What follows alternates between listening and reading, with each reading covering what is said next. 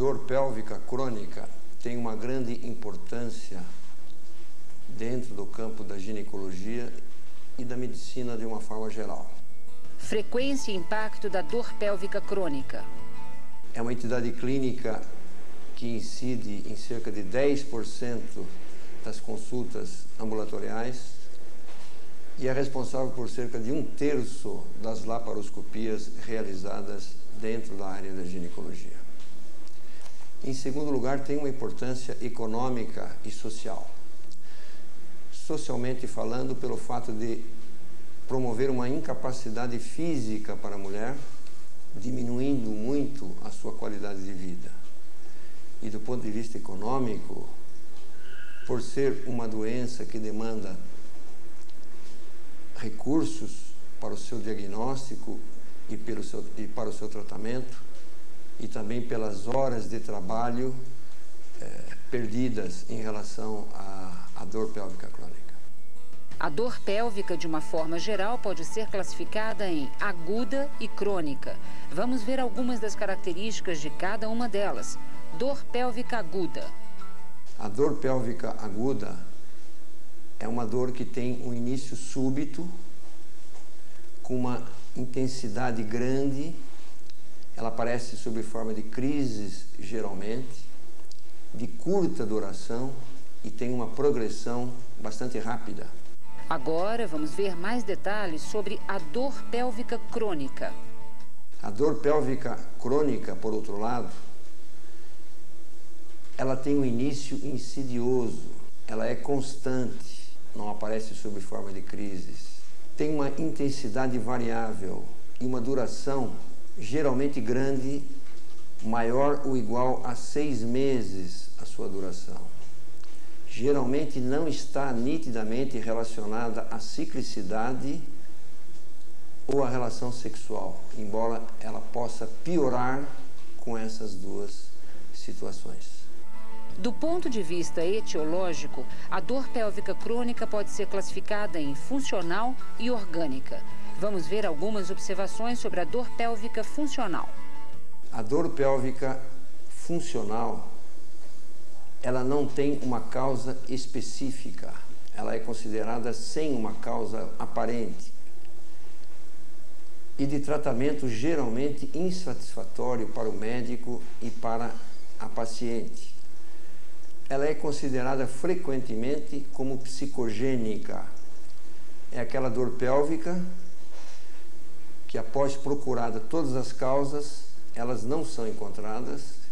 E essas pacientes ficam com dor durante muito tempo, sem ter uma causa definida, causando geralmente problemas para as mulheres de ordem psicológica. Essas mulheres são muito ansiosas e frequentemente acometidas de depressão em virtude da preocupação em relação ao seu problema, que não tem uma causa definida.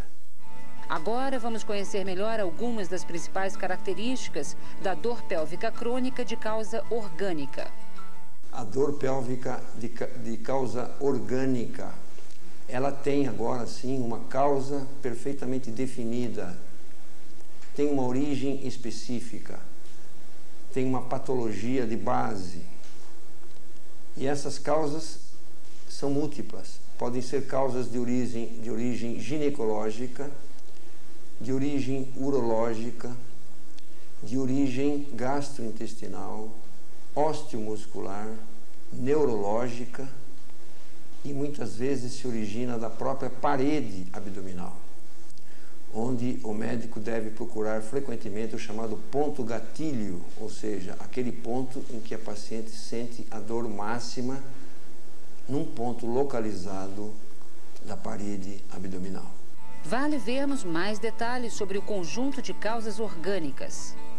De todas essas causas orgânicas, sem dúvida alguma, a causa ginecológica é a mais comum e a mais frequente na prática clínica. E ela é causada geralmente por 3 fatores. O primeiro deles é a doença inflamatória pélvica. Em segundo lugar, a endometriose pélvica. E em terceiro lugar, massas pélvicas que vão causar dor pélvica ou por deslocamento de órgãos vizinhos ou compressão desses órgãos, ou por torção, ou por obstrução, ou por congestão vascular. As causas orgânicas merecem atenção redobrada. Listadas a seguir, vamos acompanhar a relação de afecções de acordo com origens específicas. Causas ginecológicas: doença inflamatória pélvica, endometriose, síndrome da congestão pélvica, síndrome do ovário remanescente, tumores ovarianos, relaxamento pélvico, malformações uterinas com obstáculo ao fluxo, retroversão uterina fixa, sinéquias uterinas, pólipo endometrial, adenocarcinoma endometrial, miomas uterinos. Causas gastrointestinais: síndrome do intestino irritável, colite ulcerativa, colite granulomatosa de Crohn, carcinoma, enterocolite, diverticulite, hérnia, angina abdominal, apendicite.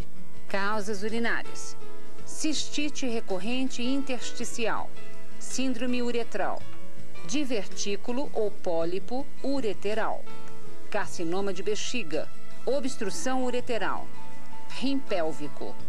Causas músculo-esqueléticas: anomalias congênitas, esclerose e cifose, espondilolise e espondilolistese, lesões vertebrais, osteoartrite, tumores, osteoporose, artrose, coxicodínia.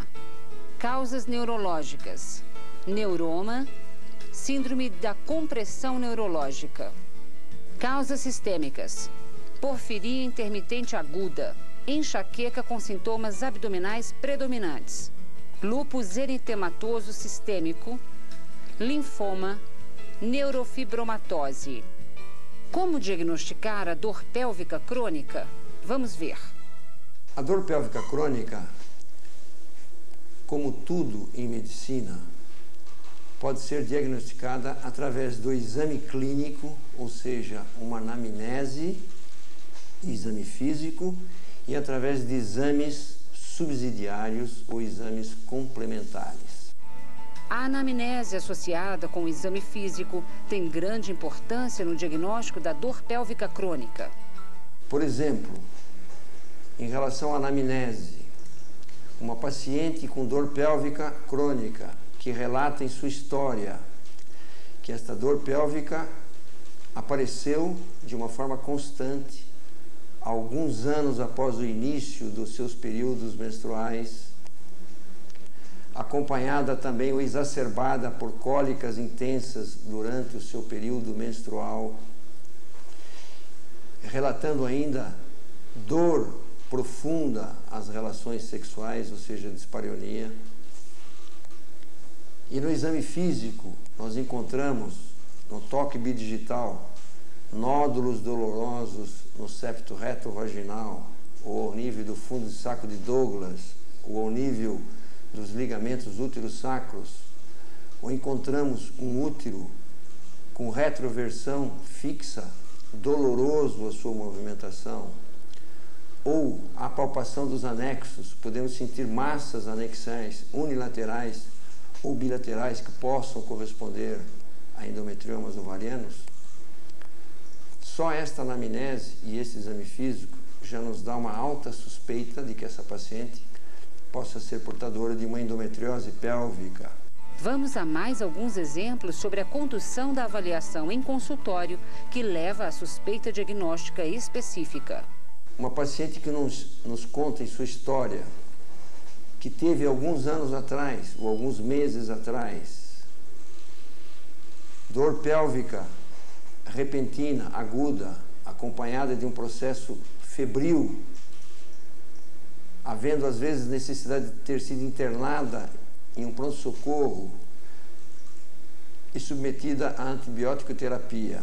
E essa dor continuou depois de algum tempo, e no exame físico nós podemos encontrar ao toque bidigital um útero fixo, doloroso, principalmente a movimentação do colo uterino, com empastamento dos anexos úneo bilateral, Só esta anamnese, este exame físico, nos faz supor que essa paciente é portadora de uma doença inflamatória pélvica crônica.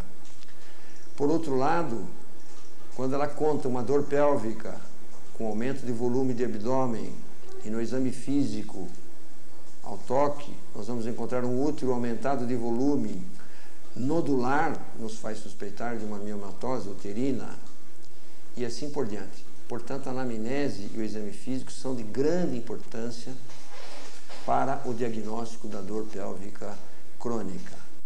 Além da anamnese e do exame físico, alguns exames complementares podem ser necessários.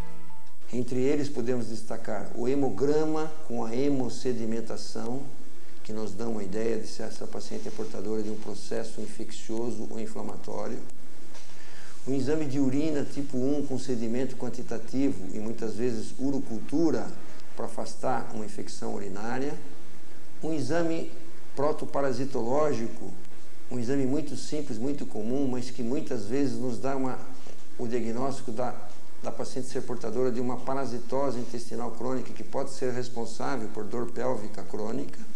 Outras vezes pedimos uma cultura, um bacterioscópio de cultura de secreção endocervical para fazer o diagnóstico possível de uma doença inflamatória pélvica. E um exame de imagem que nós usamos frequentemente de rotina, que é a ultrassonografia pélvica, geralmente pela via transvaginal. Ultrassonografia transvaginal.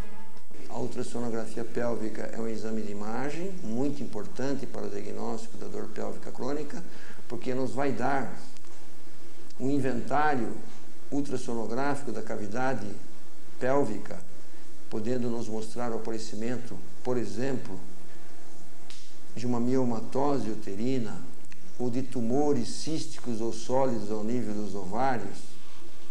Portanto, ela também é muito importante como complemento diagnóstico da dor pélvica crônica. Para esclarecer, vamos ver mais alguns exames que podem ser solicitados.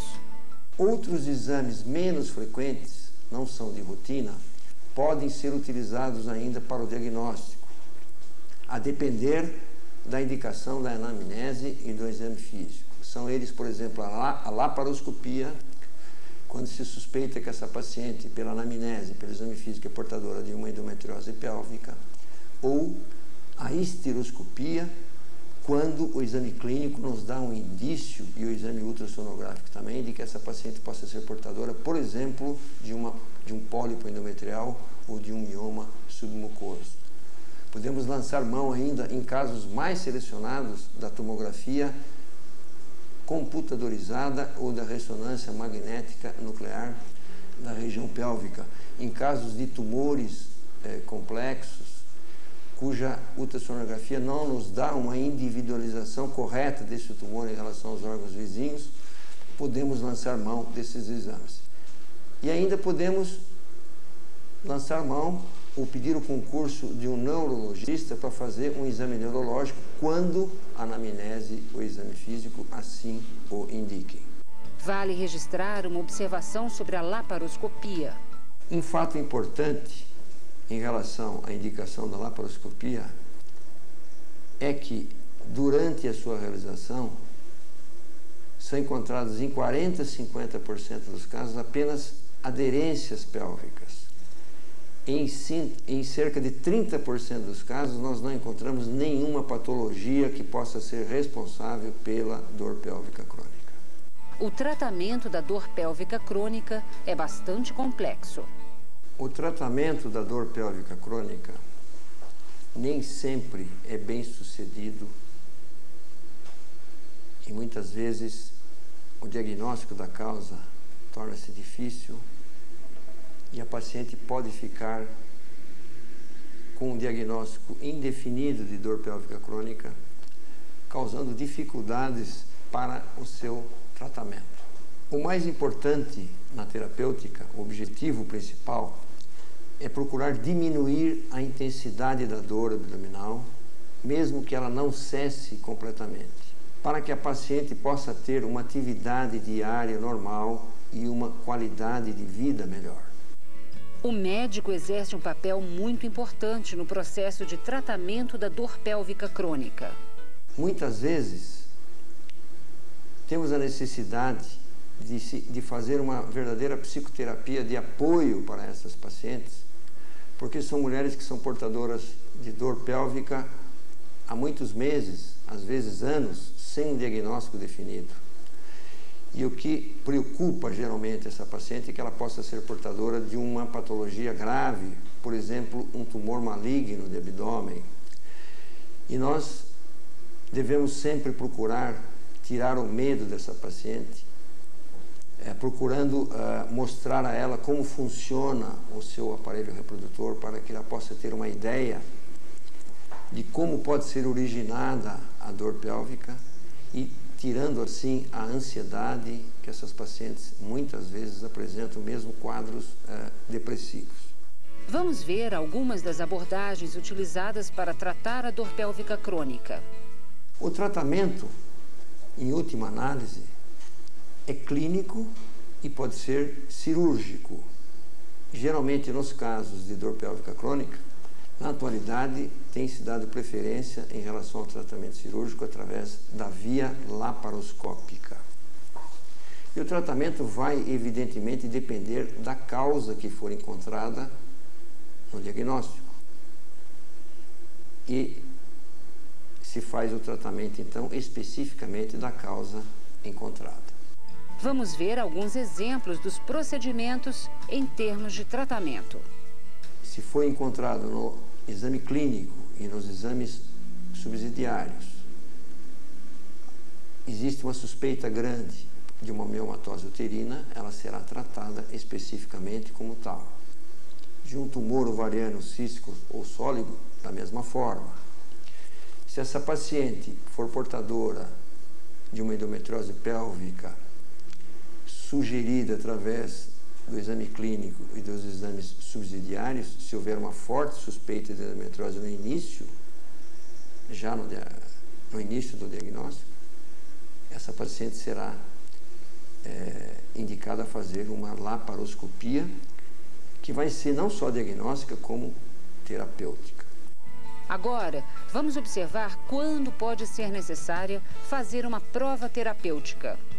No caso de não haver suspeita de uma endometriose pélvica, uma forte suspeita, e a paciente continua com a sua dor pélvica crônica, muitas vezes nós fazemos uma prova terapêutica, suspendendo as menstruações dessas mulheres com contraceptivos hormonais orais, e muitas vezes a associação de contraceptivos hormonais orais com anti-inflamatórios não esteroides.